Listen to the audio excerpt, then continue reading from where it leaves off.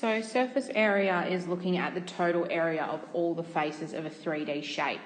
So in year 9, the students are only expected to do the surface area of cubes, rectangular prisms and right prisms, as well as cylinders. And then into year 10, they go into cones and pyramids.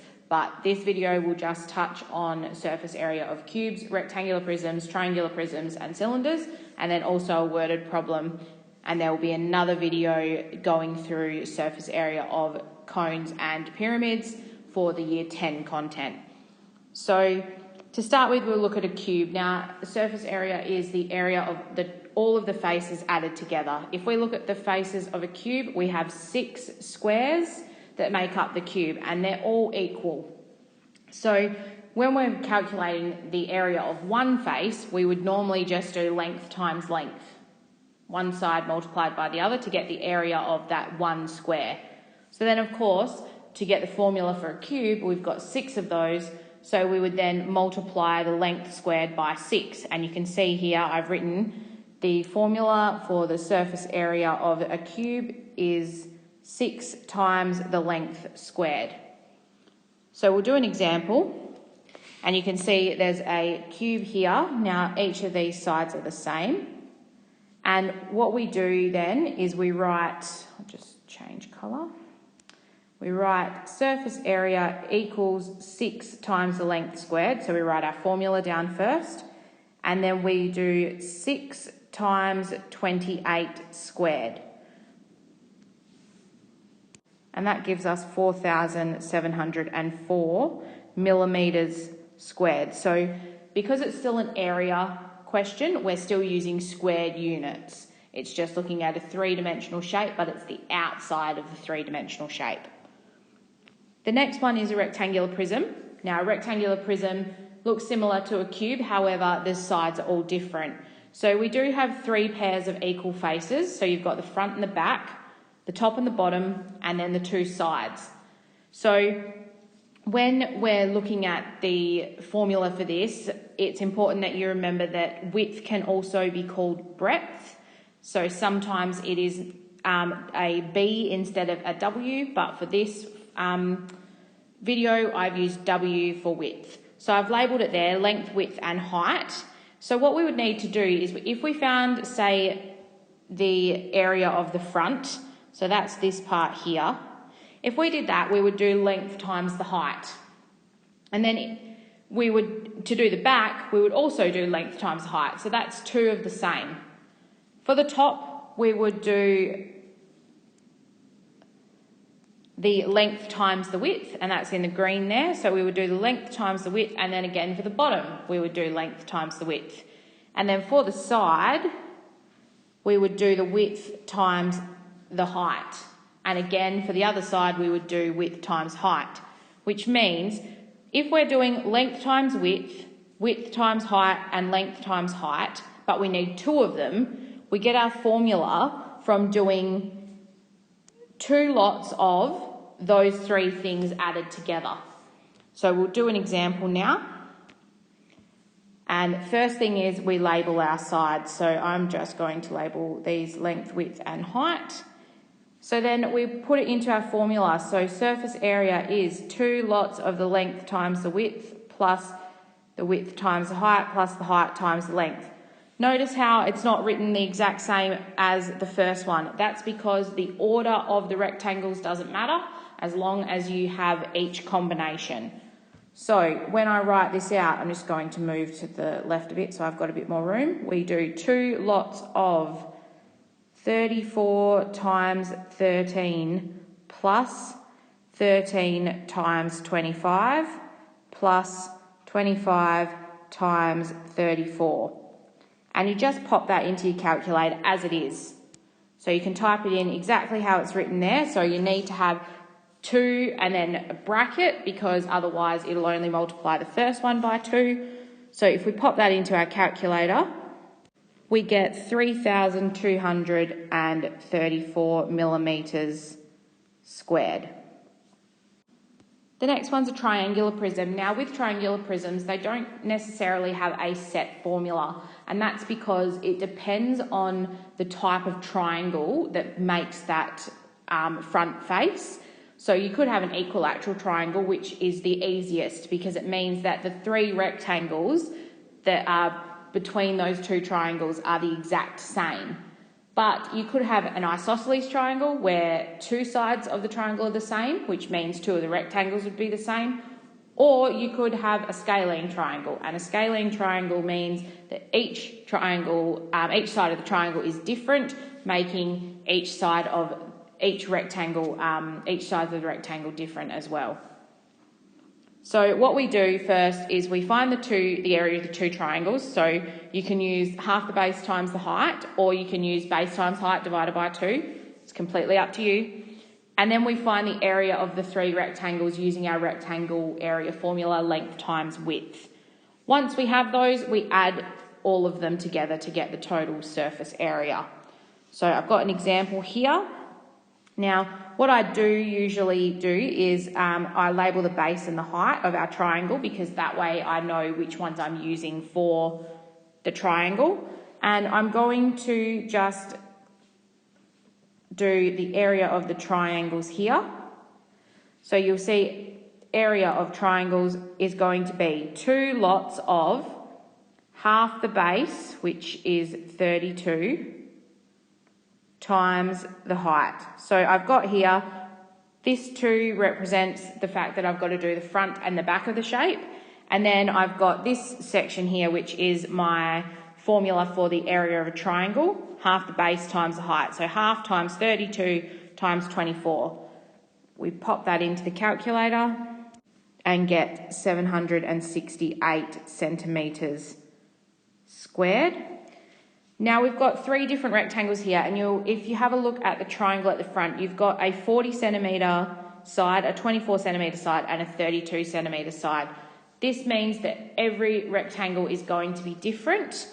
So let's have a look at this first rectangle here, which is the big one that we can see. So if I do the area of this rectangle, we are going to do length times width. So we've got 40, which is this measurement this way, and then we multiply it by 25, which is the measurement the other way, which is 1,000 centimetres squared.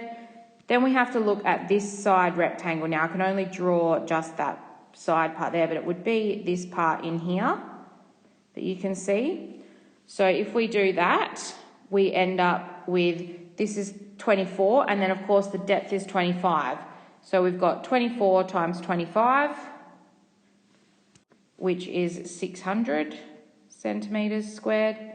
And then we also have to do the base. So I've just drawn that in yellow there, and that one is going to be 32 times 25. So notice how each rectangle is multiplied by the same depth. It's multiplied by this 25 centimetres here, because each rectangle has the same length, it's the width that changes. So that last one is 800 centimetres squared. And then to get the surface area, we add all of those things together. You would normally put a line of working showing that you're adding these together. I just don't have the room at the moment. So in total, we would have a surface area of 3,168 centimetres squared for that triangular prism there. So again, with triangles, there's no real set formula, but you do need to know that you're doing the area of the 2 triangles and then 3 rectangles and adding them all together. Our next shape is a cylinder. So if you think about a cylinder, you have the 2 circles on the top and the bottom. So that is pi times the radius squared. That's how we work out the area of a circle. And the other shape, if we were to unravel a cylinder, we would actually end up with a rectangle. And if you don't believe me, you can roll up a piece of paper into a cylinder and you can see that that rectangular piece of paper made that curved surface of the cylinder. So we need to work out, if we have that curved surface of the cylinder as a rectangle, what actually is the length and the width? So if we were to unravel this shape here to get the rectangle, we would have the height as one side of the rectangle, but we've got to think about what is the other side. So if you're thinking about picturing that piece of paper that we're rolling up, we're making a circle out of that other side. That's making that top circle. So it's actually the circumference of the circle that gives us that other side of that rectangle. So the circumference is 2 pi r, because we do 2 times pi times the radius. Now, if we're putting all that together into a formula for the surface area of a cylinder, we've got 2 circles. So that's going to be 2 pi r squared. That's the top and the bottom done. Then we have to add in the length times the width, which is the rectangle. So we're doing 2 times pi times the radius times the height. So we can just write it as 2 pi r times the height. And remember, we don't need to write the times signs when we've got letters, because it's assumed that there is a multiplication sign in there. So this is our formula for surface area of a cylinder. So we've got the 2 circles plus the area of that rectangle. I've got a couple of examples to do for cylinders and you'll see why. So this is the first one. Again, we label our things that we need. So if we have a look at our formula, we need the radius and we need the height. So remember, the radius is halfway across the circle. So 24 here would be the radius, and then our height would be 46. So what we do is we do surface area is equal to 2 pi r squared plus 2 pi rh. That's the formula. And then we just substitute it in. So it'll be 2 times pi times 24 squared plus 2 times pi times 24 times 46. And again, you just type those into the calculator as it is there and you will get the answer. And this to 1 decimal place gives you a surface area of 9,047.8 centimetres squared. So again, with cylinders, we tend to round to 1 or 2 decimal places, but unless it's stated in the question, you won't be penalised for how you round as long as you round correctly. The second example is a bit different. One, the cylinder's on its side, but it shouldn't change anything. But the other thing is, if we have a look at this figure here, this 36, we've been given the diameter.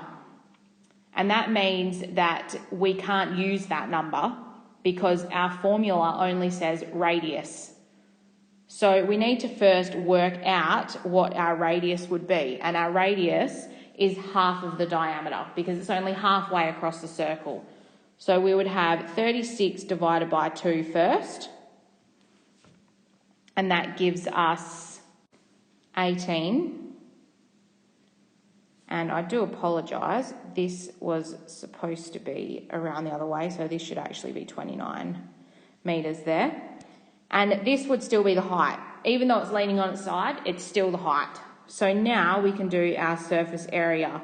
We would do 2 pi r squared plus 2 pi r h, and that gives us 2 times pi times 18 squared plus 2 times pi times 18 times 29. And then again, just pop it into your calculator and it should give you the answer, rounding to 1 decimal place. And that gives us 5,315.6 metres squared for that one. So that's all the basics of the shapes done. What we're going to do now is an application question, so it's a worded problem. So Josh has to design a box for a new brand of chocolate. Assuming there is no overlap, which of the designs uses less cardboard? So if they're making these boxes out of the cardboard, we're looking at the least amount of surface area. So we'd need to find the surface area of both of these shapes and then determine which shape is the lowest number. So we'll do type 1 first. Type 1 is a rectangular prism. It's actually a square prism, but that's okay. It's worked out the same. So we can label on here. We've got our length our width and our height. So our height is, in this case, you can see the little red marks on the side. The front face is a square, which changes it a little bit, but you'll see what I mean when we do it. And then we'll just label the base and the height on type 2 at the same time. So if we're looking at type 1 and we've got a square face on each end, that would mean that every rectangle is the same size, because the length would be 4 centimetres and the width of the rectangle is 20 centimetres. So we're going to work this one out just a little bit different. So to do the ends, we've got let me just write surface area. So the surface area for type 1, we've got 2 lots of 4 squared. That's 2 lots of the square ends. So 4 squared is 16, and then we multiply it by 2. We've also got 4 identical rectangles, which are 4 times 20. And then we can just put that into our calculator, or you could work it out in your head. This one is quite simple. And we would get 352 centimetres squared. So type 1 uses 352 square centimetres of cardboard. Now we'll work on type 2. So type 2 is a triangular prism. So again, we need to do the 2 triangles and then the 3 rectangles. So we'll do the triangles first, and that is 2 lots of half times the base, which is 3, times the height, which is 4. And that gives us 12 centimetres squared for the ends. Then we've got to look at the rectangles. So we'll look at the first one. We've got 30 times 5. That's the one that you can see, which is 150 centimetres squared. Then we've got the second rectangle, which I'll do as the back. So we'd have 30 times 4, which is 120 centimetres squared. And then we do the third rectangle, which is the base, and that would be 30 times 3, which gives us 90 centimetres squared. And then again, for the total surface area for type 1, we would add them all up. Again, you would show some working out to add them all together. And we get 372 square centimetres for type 2. And we then go back to the original question. It says, assuming there is no overlap, which of these designs uses less cardboard? We would say, therefore, type 1 uses less cardboard because it has a smaller surface area. If you were to get a worded problem that didn't have a diagram, the first step in a worded problem is always to draw that diagram, and then you can work from there. Hopefully this has helped you with the basics of surface area, and then if you watch my next video on surface area of pyramids and cones, that's for year 10 and upwards.